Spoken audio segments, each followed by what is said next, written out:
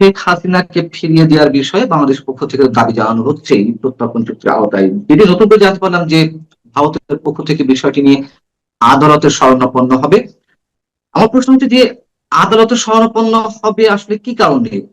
মানে প্রথম প্রশ্ন হচ্ছে উনাকে প্রত্যর্পণ চুক্তির আওতায় ফেরত দেওয়া যায় কিনা, উনি প্রত্যর্পণ চুক্তির আওতায় বন্দী কিনা, এই কারণে, নাকি বাংলাদেশের যে আন্তর্জাতিক অপরাধ ট্রাইব্যুনাল সেখানে তার যে বিচারের রায় হয়েছে সেইগুলো আপনারা আপনাদের দিক থেকে জাজ করবেন, অর্থাৎ ভারতের আদালত জাজ করবে এই বিষয়ে যাওয়া হচ্ছে কিনা, আসলে কোন বিষয়ে?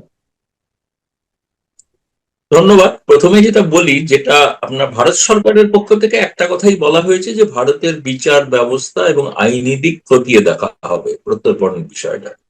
কিন্তু আদালতে শরণাপন্ন হওয়ার বিষয়টা ভারতের একটি সংবাদপত্র, তারা এক্সট্রাডিশনের পদ্ধতিটা কি এটা বিশ্লেষণমূলক একটা প্রতিবেদন প্রকাশ করে ইন্ডিয়ান এক্সপ্রেসে, এবং সেই প্রতিবেদনে এটা বলা হয়ে থাকে। এবার বিষয়টা হচ্ছে এই কারণেই যে 1962 সালের ভারতের একটা প্রত্যর্পণ চুক্তি আছে, যেটা ভারতীয় চুক্তি, এবং আইন আছে, আর যে আইনটার ভিত্তিতে ভারত বিভিন্ন দেশের সঙ্গে প্রত্যর্পণ চুক্তি স্বাক্ষর করে। প্রথম তো একটা প্রশ্ন বলে রাখাই ভালো যে বাংলাদেশের সাবেক প্রধানমন্ত্রী শেখ হাসিনা যাবতীয় ভারতের সঙ্গে চুক্তি করেছেন সবই প্রায় দেশকে বিক্রি করে দেওয়ার জন্য। শুধু এই 2013টাকে বাংলাদেশে বিএনপি সরকার ভরসা করছে। এইটা শেখ হাসিনা একটা ভালো চুক্তি করেছিলেন, যেটাতে দেশ বিক্রি হয়, যেটা দারুণ। বারবার কথা বললেই বলছেন 2013 সালের প্রত্যর্পণ চুক্তি অনুসারে আমরা শেখ হাসিনাকে ফেরত চাইছি। একটা চুক্তি অন্তত শেখ হাসিনা বৈধতা পেল, এর জন্য ধন্যবাদ বাংলাদেশ সরকারকে যে এইটা দেশ বিক্রি করে। দ্বিতীয়ত, তারা বারবার বলছেন যে পলাতক আসামি, দণ্ডপ্রাপ্ত আসামি।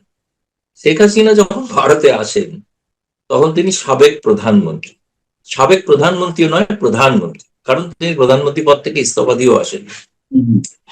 সেই চুক্তি অনুসারে বলা, আইন অনুসারে, চুক্তি নয়, 1962 সালের আইন অনুসারে বলা আছে ভারত সরকার একজন ম্যাজিস্ট্রেটের কাছে পত্র জমা দেবেন যে এই বিচার সঠিকভাবে হয়েছিল, আর কোন যেভাবে পদ্ধতিগতভাবে বিচার সাজা শাস্তি দেওয়া হয়েছিল সেটা সঠিক কিভাবে দেওয়া হয়েছিল এবং তার সাক্ষ্য প্রমাণ সহ।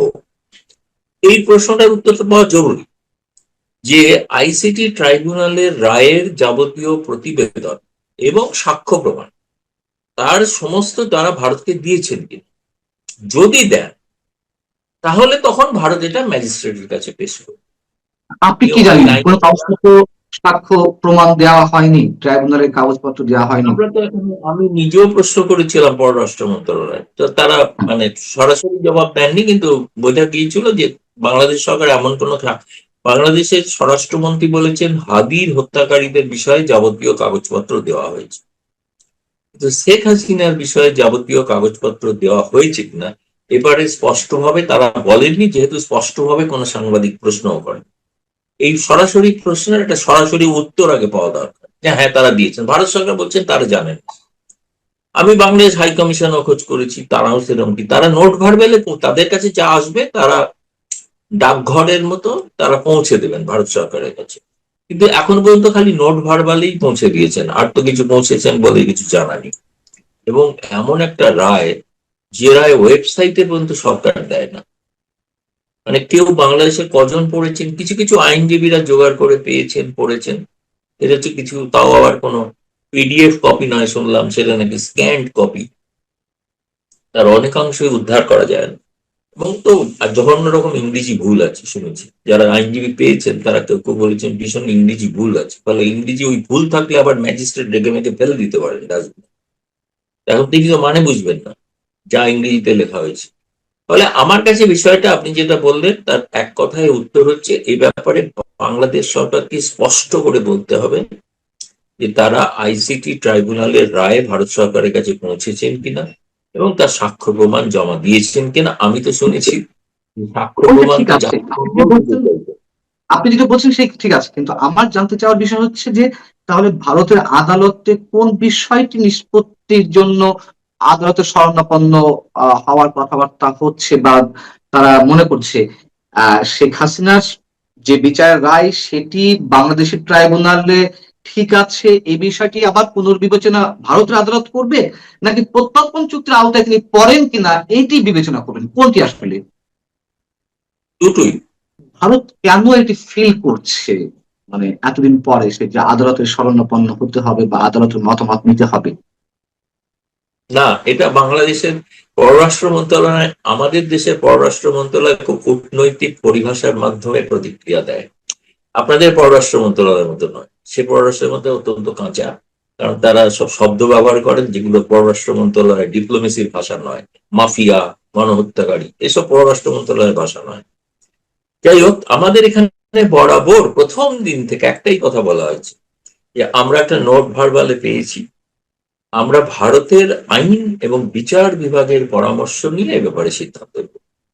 আসলে এক্সট্রাডিশন বিষয়টা কি, এই বিষয়টা তো সম্পর্কে অনেকেরই ধারণা নেই। আমি বলছি না যে কেবলমাত্র বাংলাদেশের, আমি বলছি ভারতেরও হয়তো অনেকের ধারণা ছিল না। এক্সট্রাডিশন মানে তুই চাইলেন তাকে ফেরত দিয়ে দেওয়া হলো, এরকম একটা ধারণা।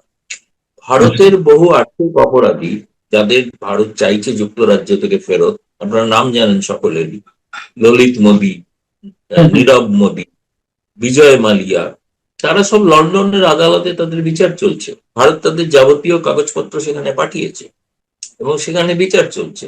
সেই বিচার প্রক্রিয়া শেষে তারা তখন সিদ্ধান্ত নেবে, হ্যাঁ এরা প্রকৃত অপরাধী, সুতরাং এদেরকে ভারতে ফেরত পাঠানো হোক। যুক্তরাজ্যের থেকেও তো ফেরত না। এর আগে একবারই একজন কুখ্যাত অপরাধীকে ভারত পর্তুগাল থেকে আনতে পেরেছিল প্রত্যর্পণ চুক্তি অনুসারে। দীর্ঘ সময় 2 বছর প্রায় লেগেছিল, মানে আইন আদালতের পর, কিন্তু ভারতকে লিখিত প্রতিশ্রুতি দিতে হয়েছিল যে আমরা তার ফাঁসি দেবো, তবেই পর্তুগাল তাকে প্রত্যর্পণ করেছিল। এবং আপনি যদি দেখেন 2013 সালের যে চুক্তি অনুসারে শেখ হাসিনা যাদের উলফা জঙ্গিদের ভারতের হাতে তুলে দিয়েছিলেন তাদের ফাঁসি দেওয়া হয়নি। তারা কিন্তু পরবর্তীকালে মূল স্রোতে ফিরে এসছে, তারা মূল স্রোতের রাজনীতির সঙ্গে এখন যুক্ত।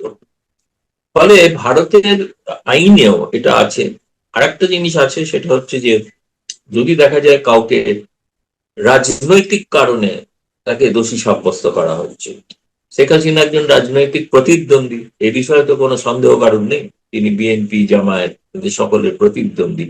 ফলে তার বিরুদ্ধে রাজনৈতিক কারণে তাকে শাস্তি দেওয়া হচ্ছে কিনা সেটাও খতিয়ে দেখার বিষয় আছে, সেটা ওই ম্যাজিস্ট্রেটই দেখবে। ফলে সেটা এক কথায় খারিজ হয়ে যাবে যদি রাজনৈতিক কারণে। আর দ্বিতীয়ত এটা হচ্ছে 6 মাস পর ঘটেছে না, তিনি যেদিন এসেছিলেন সেদিন যদি সঙ্গে সঙ্গে বাংলাদেশ সরকার যদি তাকে রাতারাতি শাস্তি দিয়ে, কারণ তাকে তো অনেক কিছু ব্যবস্থা করতে হয়েছে না, যে আইসিটি ট্রাইব্যুনালের পরিধি বাড়াতে হয়েছে, অর্ডিন্যান্স করতে হয়েছে, যা করতে হয়েছে ইত্যাদি করতে করতে তাদের 6 মাসের বেশি সময় লেগে গেছে।